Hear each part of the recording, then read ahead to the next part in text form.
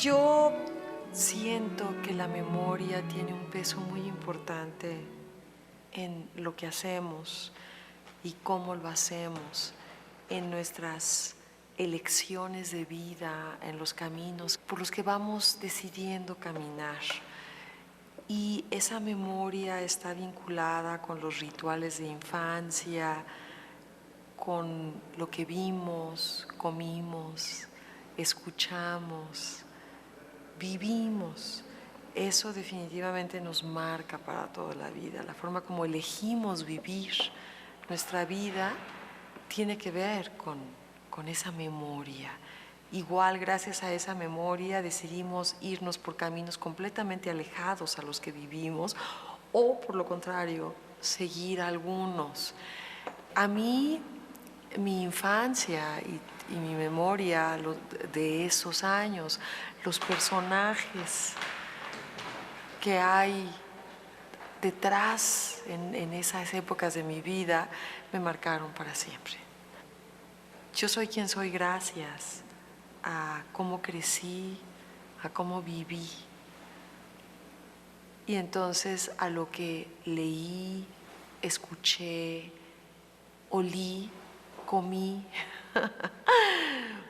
vi mucho en mis primeros años y cómo fui creciendo. Y hay una serie de formas de hacer las cosas que tienen mucho que ver con los rituales que yo he sentido la necesidad de conservar. Eso tiene que ver con la forma como me comporto en el escenario, con el tipo de proyectos artísticos que elijo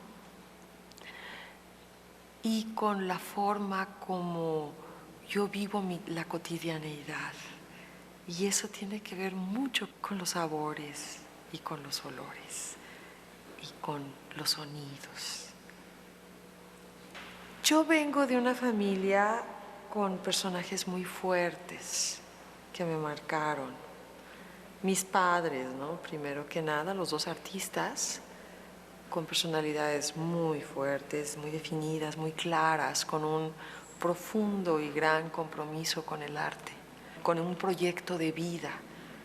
Yo crecí, además, como hija única, sabiendo porque así, por una parte lo vi, lo palpé, pero por otra parte sí me lo dejaron claro, que yo tenía que tener un proyecto de vida que me llevara a una realización personal. Entonces esos eran mis padres, artistas los dos. Mi madre bailarina, mi padre pintor, museógrafo, gran museógrafo, muy importante en el panorama de los museos mexicanos. Mi mamá bailarina de la época de oro de la danza mexicana. Entonces, por una parte, toda la cuestión visual, sensorial de mi papá, y por otra parte, la vida en el escenario, el ver a alguien brillar y transformarse en el escenario por parte de mi mamá. Pero mis abuelas, mis abuelas eran también personajes muy fuertes. Con excepción de mi padre, yo creo que los personajes fuertes en mi infancia fueron mujeres. mujeres muy, muy fuertes, muy importantes, muy grandes, así en cómo yo las percibía. Mi abuela materna fue una gran cocinera, era una señora muy de su casa y de su familia, impresionantemente activa y movida y hacía cosas. Y fue por ella que yo viví el arte de la cocina y del comer y de la preparación de los alimentos como una manifestación de afecto por la familia. Ella cocinaba para un montonal de gente todos los días y lo hacía con una dedicación y un profesionalismo de alguna manera impresionante, un cuidado, y eran cosas muy elaboradas que forman parte de esa memoria, de mi bagaje y de cómo todos estábamos allí presentes en la cocina con ella y cómo desde muy chiquita nos hacía sentir la masa de maíz para las tortillas. Ella compraba masa y nos preparábamos gorditas y hacíamos sopes, y el sabor y los condimentos y cómo hacía todo el ritual de hacer, por ejemplo, arroz con leche o chongos zamoranos, o la cuestión de los guauzontles rellenos y el guiso y las salsas, o todas las cosas que preparaba, Dios mío, para la Navidad, desde que mi abuelo le llevaba un guajolote que había que alimentar y que alguno de los trabajadores de mi abuelo le retorcía el pescuezo en algún momento y ella tenía que preparar todo eso, pero aparte hacía el pavo y hacía el no sé qué y cuando se ponía a preparar paella, por ejemplo, pero sobre todo eran los guisos y las salsas. Yo recuerdo que cuando yo empecé a vivir sola, mi referente de cocina era mi abuela y yo le hablaba y la buscaba para pedirle consejo. Pero algo muy importante es que para mí la cocina siempre fue un acto creativo. Entonces yo cuando crecí empecé a inventar recetas y entonces yo le consultaba a mi abuela cómo podía aderezarlas y cuáles podrían ser los procesos de preparación para esas cosas que yo me imaginaba en la cabeza.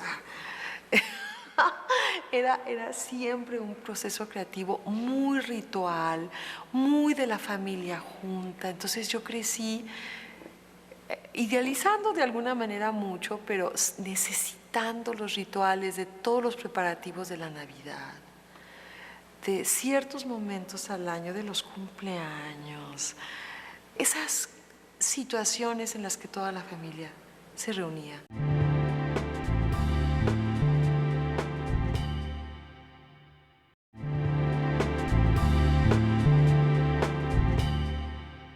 Mi abuela paterna fue quien me enseñó a cantar.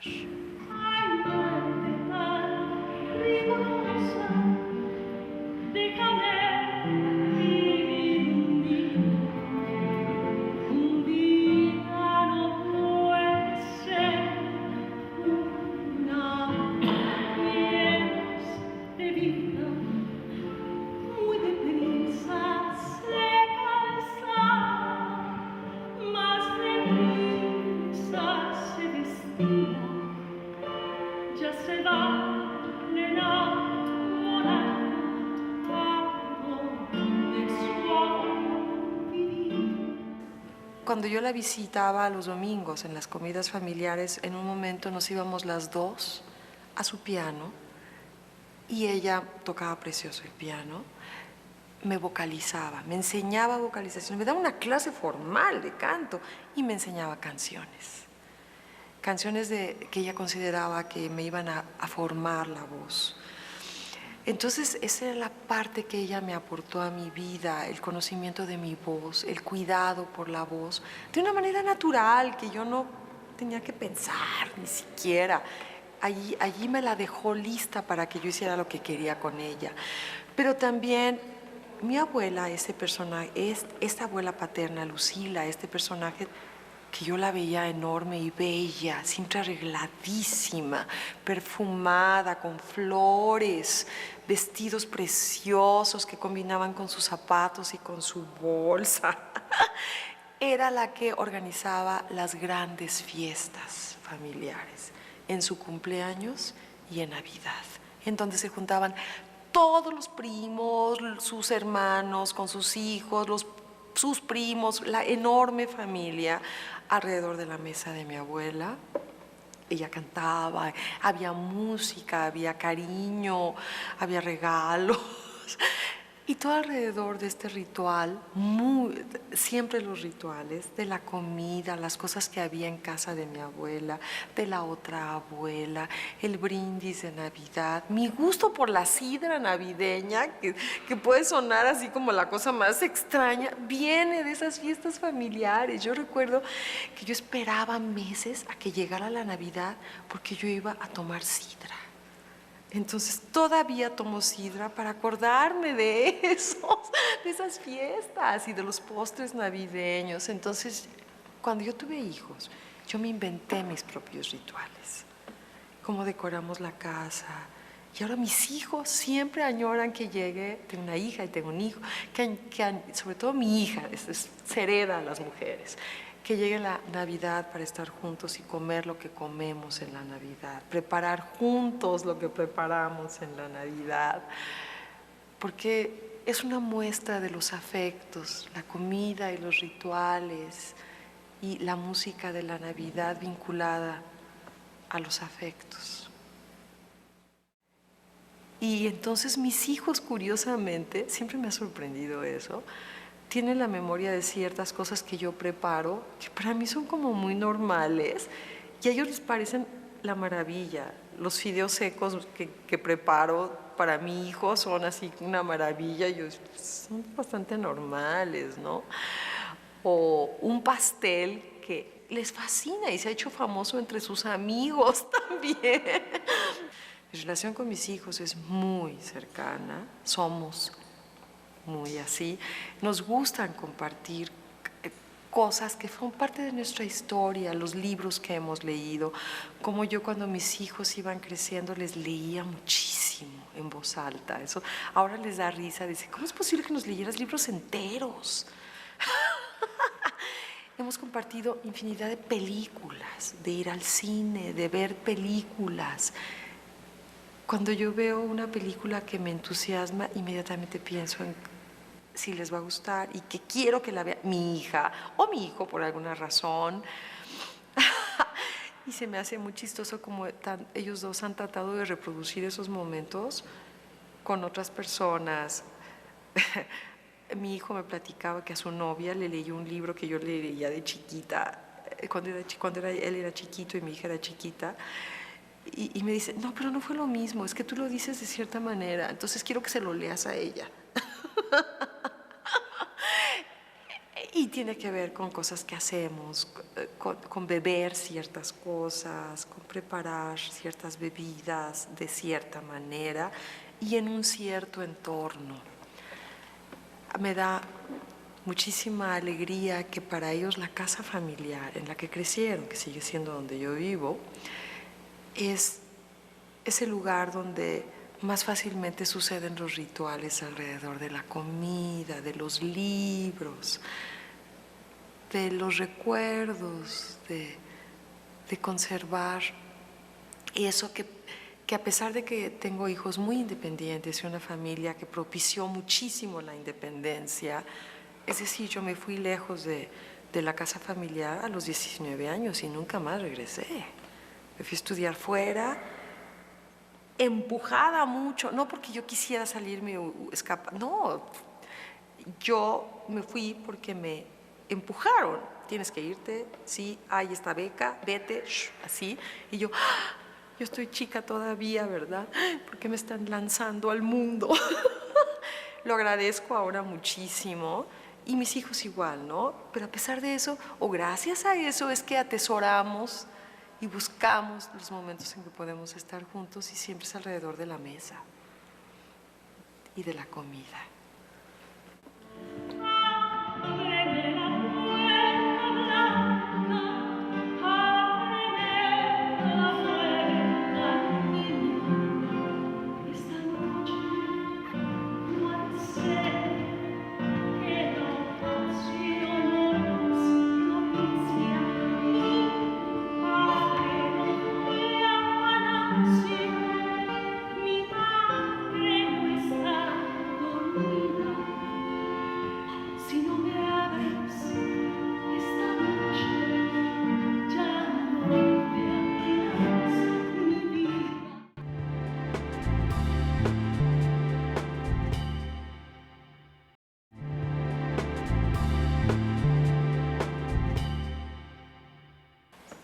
Cuando pienso en lo que hago en la vida, es decir, música o también la pintura, porque soy pintora, pero es muy palpable en la música,